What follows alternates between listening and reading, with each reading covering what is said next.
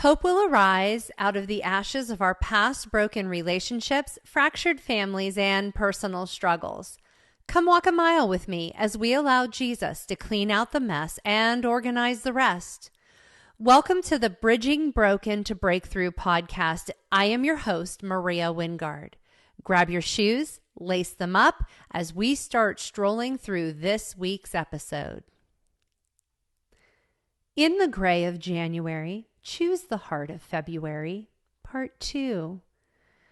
Christmas socks for the gray of January is what enables you to choose the heart of February. When fighting to possess your promised land, God will show you who is all in with no bailout plan. They are in the battle fighting for you. They are the rainbow glistening in the mist, the promise. The Lord will show you how to, quote, separate those who lap the water with their tongues as a dog laps from those who kneel down to drink. Judges 7:5. Have hope.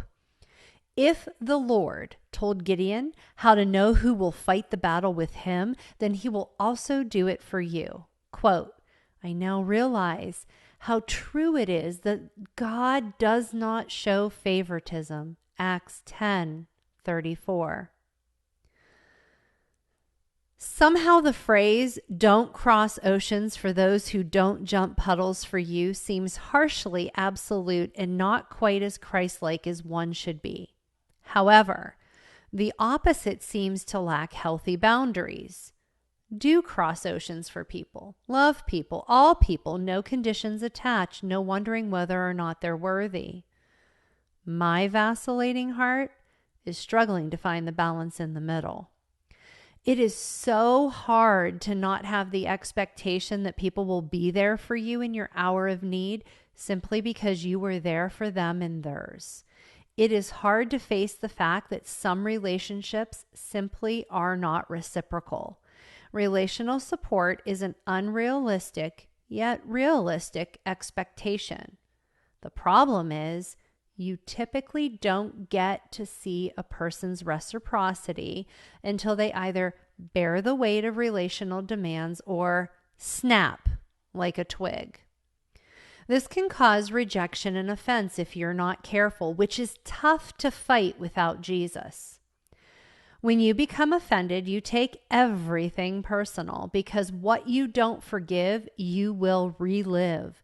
Reliving the events like a broken record player gets you stuck in the bitter groove that changes you. If you succumb, bitterness will ooze from your pores.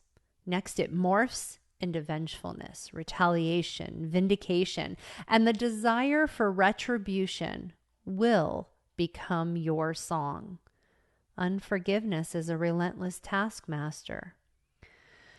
What we fail to realize in these moments is that usually those whom we have bailed out don't typically have the fortitude to scoop water out of our sinking boat, much less provide a life raft, especially when they're used to us being the rescuer.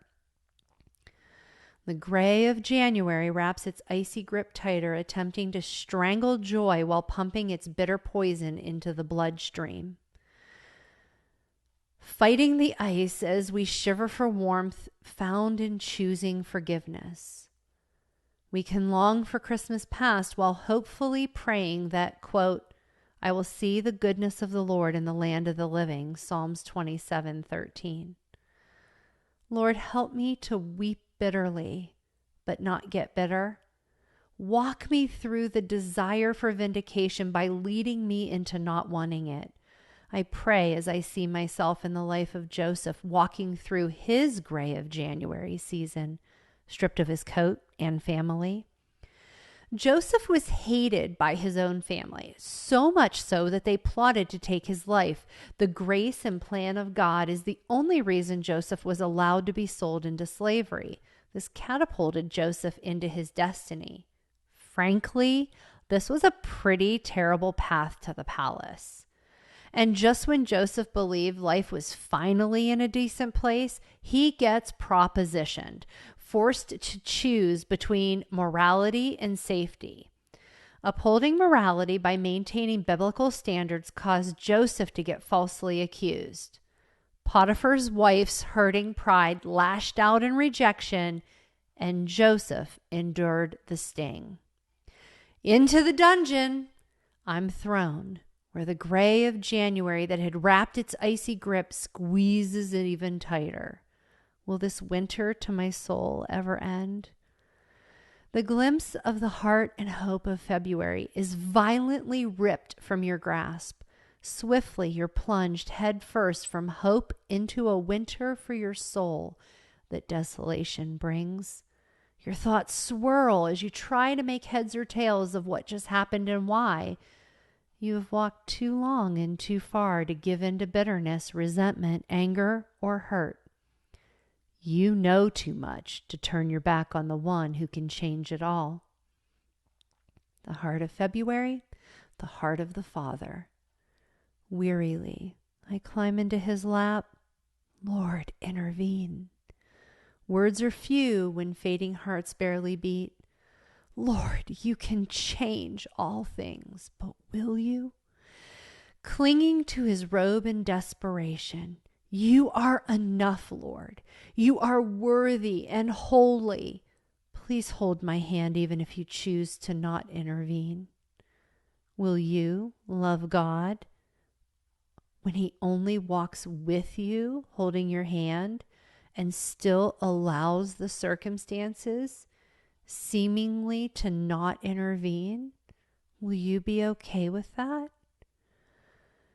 God did not do the things that happened to Joseph, but he allowed this trail of tears to position him for the palace.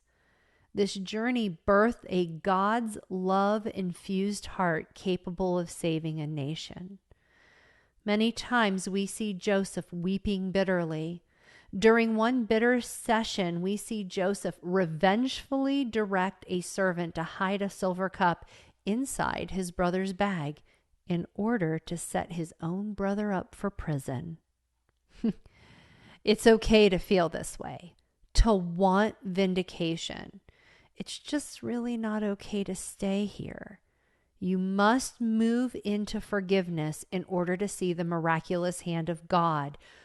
Wear your heart like a glove to save a nation. The problem in refusing to let go of what happened is that it only destroys you. The pain of betrayal drowning you in bitterness will eat you alive if you do not allow God to heal you. God wasn't mad at Joseph for his feelings. He just expected him to not wallow in them while still choosing to do the right thing. Either you will bend or break under the weight. The choice is yours. You will break if you do not invite God to bear the weight of the snow. You cannot bend on your own. I am grateful you decided to walk a mile with me, your host, Maria Wingard, on the Bridging Broken to Breakthrough podcast. I pray that through our conversation, Jesus reveals how he is bridging broken to breakthrough as we stroll through another mile in this journey called life. Hope will arise if you let him in your life today. To listen to past episodes or find out more, please visit hopewillarise.com.